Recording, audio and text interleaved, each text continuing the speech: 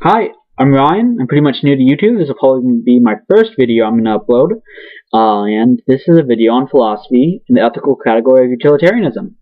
What utilitarianism is it's an ethical theory that states an action is judged as good or bad based on its outcome. Very simply state, that best outcome is what creates the greatest amount of happiness for the greatest number of people with the least amount of suffering. Is the moral good action. An example of this, let's say that eating ice cream has a happiness factor of 1. And just for the record, I'm just making this up as I go. Happiness factor, I don't think it's really anywhere in utilitarianism specifically. Anyway, there's two actions. Action A is give 5 people ice cream, which has a happiness factor of 5. Or action B, which is give 1 person ice cream, it has a happiness factor of 1.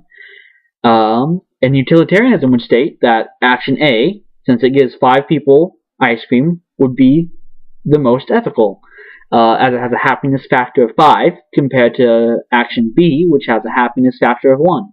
And please, before you state or comment or think to yourself for even a second that, oh, well, ice cream could have someone hurt their stomach, they could be lactose intolerant, we're just going to say, by and large, for the most part, this is just a general comparison.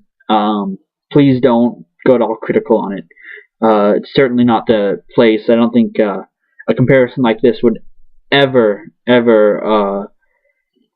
should be introduced into something so critical as, well, somebody could be lactose intolerant, or it could give someone's stomach ache. It just doesn't belong in this type of argument. Anyway, now for more complex comparison. Let's say action A, you kick somebody. You can kick action A, which is kick somebody in the shin, and give 5 people ice cream, which has an, let's say kicking someone in the shin is a happiness factor of -2. 5 people ice cream, happiness factor of 5. It has an overall happiness of 3. Or action B, which is give 1 person ice cream.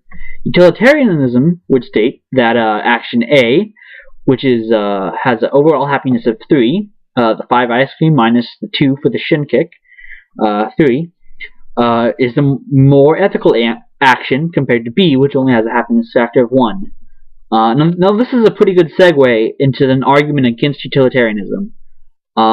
This is the argument that utilitarianism is, let's say, incorrect because it makes things that we know to be common sense to people, makes bad things in common sense good, and good things in common sense bad. And a lot of people use this as an argument against utilitarianism. A good example would to be break somebody's nose, let's say it's a happiness factor of -70, and give 1,000 people ice cream, which is a happiness factor of 1,000, or give 10 people ice cream. Now, breaking somebody's nose and giving 1,000 people ice cream, let's just say it has an overall happiness factor of 830. Or, my pardon, 930. Bad calculation. Anyway, it has an overall happiness factor of 930 compared to a happiness factor of 10 for giving 10 people ice cream. Now, utilitarianists state that since situation A makes more people, the most people, the greatest amount of happy, and the least people, the least number of, it doesn't make the least people the least number of unhappiness, but overall it makes more people happy than sad, more so than action B, that action A is the more ethical one. And also they say that the argument that common sense, the argument against it is that common sense says hurting an innocent person is bad, so we shouldn't do it and go with the action that doesn't hurt an innocent person, which is action B. Utilitarianists defend against this with the bite the bullet response. This is basically the defense that common sense, which is great for, by and large, for the most part, for the majority of things, for the overview, that common sense ethical moral beliefs are not so great when it comes down to specific situations. That is good rules to live your life by for day-to-day stuff. Don't kill random people, obviously, is a great example. It doesn't make any sense. It's horrible.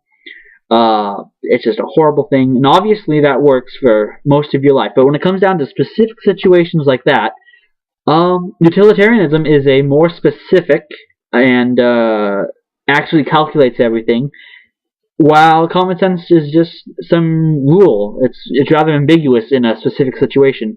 So the bite the bullet response is that when common sense and ethical theory clash, that since ethical theory is more specific to the argument, since utilitarianism, when common sense and utilitarianism clashes, that since utilitarianism is more specific to the argument, that it basically wins out. And you can either how am I going to say this? And since it wins out, and a lot of people, this is just where people disagree. A lot of people say that no, the ends don't always justify the means. Well, that is true, but a lot of people say the means never justify the path. Will, if it's a bad path, then it doesn't matter the outcome. A lot of people would say that, and while I may not agree with that, utilitarianism state that even if it's a rough path, if it does more good overall, concluding the path in the end, then it would be, if you didn't do it, then it's a good action. And again, please don't go into like, oh, well, breaking someone's shin is a lot worse than giving 1,000 people ice cream is good. Just imagine some sort of thing that's a bad but not as bad as 1,000 people giving 1,000 people ice cream is good. Just imagine that situation if you think the breaking the nose thing is a lot more severe than the number I just ambiguously assigned. And another side note, a lot of people will go, oh, well, how do you know that the person giving ice cream will be happy? And like I said, or that, oh, well, what if the person's nose you're breaking is actually Hitler's nose, and that means he won't lead Germany to war, and so much good will happen by it. It's just semantics, and it doesn't belong in any philosophical argument, or for that matter, any argument really. Semantics like that, it really makes me frustrated, and I'm sure it makes people like-minded and people not like-minded than me frustrated, just because it's semantics and doesn't belong in an argument. My little brother, I've talked about him in another video that I haven't posted. I don't know if I will post about it, but I talked so greatly about him, and he'll bring up this random stuff like, what if this something that doesn't even make sense happens, and it's just semantics, and it really doesn't belong in an argument. Anyway, that is my small overview on utilitarianism. Please comment about if you disagree or agree with utilitarianism, what you think of the way I put the spin on it. What do you think I can do to make my video better? I've listened to some of my videos so far that I haven't posted, and I know the sound quality is bad, but keep in mind this is probably my first video that I'm going to put up. I don't know if this channel will go anywhere, and if it does, I definitely will get a better mic and a better camera and maybe some better lighting than the sun shining in my eyes from my window. And I would appreciate a thumbs up. Yeah, I don't really expect to subscribe because I only have one video so far. But if you feel like subscribing, then it'll definitely put some pressure on me to make more videos if you do like this, which I would. And I think I'll enjoy making more videos.